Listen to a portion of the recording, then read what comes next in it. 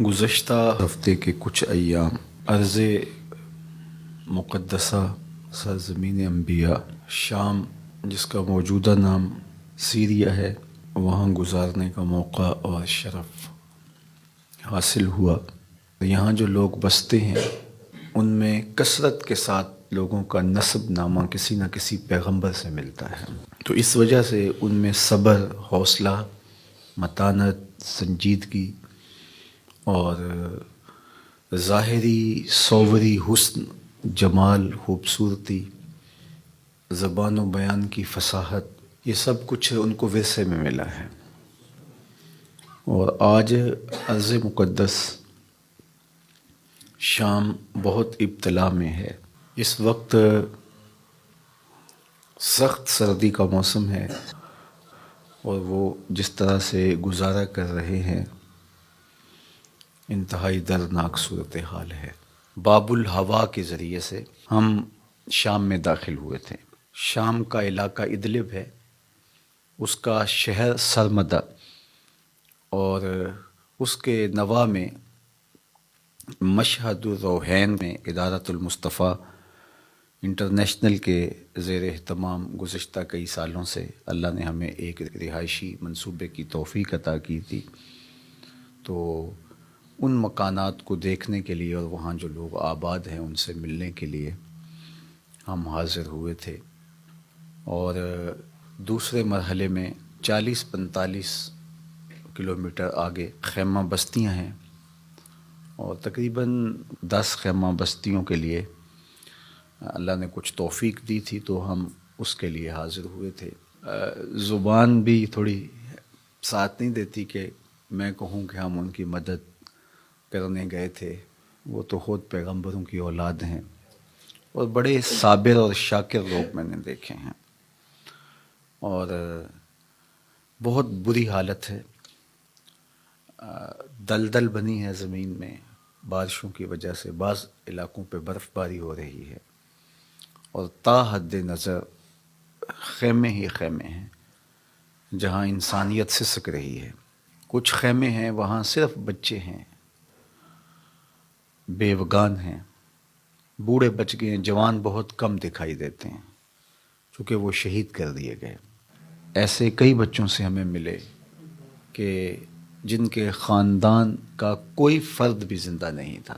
کئی بچے ایسے بھی ہم نے دیکھے کہ جنہوں نے اپنے ماں باپ کو اپنی آنکھوں کے سامنے شہید ہوتے دیکھا تھا، اور کچھ بچے ہیں کہ وہ دیواروں کی طرف مسلسل دیکھے جا رہے ہیں۔ تو یہ ایک عجیب سی درد کی کیفیت ہے۔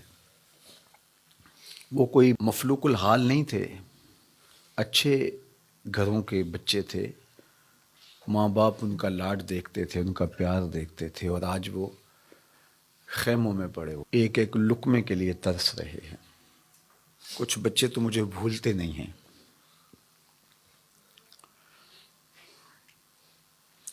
کچھ بچے ہاتھ پکڑ لیتے تھے، چھوڑتے نہیں تھے۔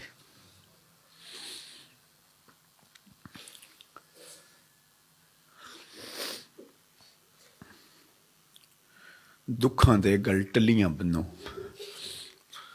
دکھاں دے گل ٹلیاں بنو، چپ چپیتے آ جاندے نے، ساری وسطی ٹا جاندے نے۔ کچھ منظر ہوتے ہیں جو الفاظ کے ساتھ بیان کر دیے جاتے ہیں، اس کا نقشہ کھینچ دیا جاتا ہے، لیکن کچھ مناظر جو آنکھیں دیکھتی ہیں ان کو بیان کرنے سے زبانیں قاصر ہوتی ہیں۔ تو اب میں آپ سے جب کہ ہم کلام ہو رہا ہوں تو میری روح بھی ان خیموں کے بیچوں بیچ کہیں بھٹک رہی ہے، اور میرے خیال بھی وہیں ان بچوں کے ساتھ جڑے ہوئے ہیں، اور میں بات آپ سے کر رہا ہوں، اور میری تمام تر توجہات اور میری تمام، کیا میں کہوں، میرے پاس لفظ ہی نہیں ہیں کہ میں ان کے درد کی تصویر کھینچ کے آپ کے سامنے رکھ سکوں۔ بارگاہ عزت میں دعا ہے اللہ اس امت کے لیے رحم فرما۔ میں آپ سے کہوں گا کہ اپنی ایک ایک سانس کو حضور کی امت کے لیے وقف کرو. یہ طے کر لو کہ ہم ساری زندگی حضور علیہ السلام کی امت کے مجبور اور لاچار لوگوں کو کھڑا کرنے کے لیے اللہ تعالیٰ کی طرف سے دی ہوئی استطاعت کے ساتھ پوری زندگی بسر کریں گے. اللہ نے ہمیں بڑا کچھ دیا ہوا ہے. آج ہمارے گھروں کے اندر کتنی آسودگی ہے. ہمیں 3 وقت کا برابر کھانا نصیب ہے. تو یہ ہمیں سوچ لینا چاہیے کہ ہمیں اپنے لیے اب نہیں سوچنا، ہم نے حضور کی امت کے لیے سوچنا ہے. اور میرے بزرگ فرمایا کرتے تھے کہ جو حضور کی امت سے پیار کرتا ہے اللہ کے رسول اس سے پیار کرتے ہیں. آپ میرے بچوں سے پیار کریں تو میرے دل میں آپ کے لیے محبت پیدا ہوتی ہے کہ نہیں ہوتی؟ تو آپ اگر حضور علیہ السلام کی امت سے پیار کریں تو کتنی شفقت سے حضور نوازیں گے. تو کاش آسودہ لوگ اس کو سمجھیں. اس میں ایک اتنی طمانیت بھی ملتی ہے، ان کاموں میں آپ کو اتنا سکون قلب ملتا ہے. جب آپ محبت کرتے ہیں تو یتیم آپ کو مسکرا کے دیکھتا ہے اور اس کو آپ کو دیکھ کر کے 2 لمحوں کے لیے آسودگی ملتی ہے. تو آپ کو نہیں اندازہ کہ عرش سے کتنی رحمتیں اترتی ہیں، کتنا کرم آپ پر برستا ہے اور آپ کو کس قدر جو ہے وہ اللہ کی رحمتیں نصیب ہوتی ہیں.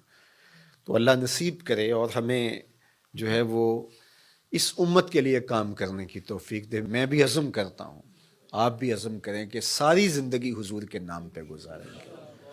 ساری زندگی حضور علیہ السلام کی امت کے لیے، حضور علیہ السلام کے لائے ہوئے نظام کے لیے بسر کریں گے.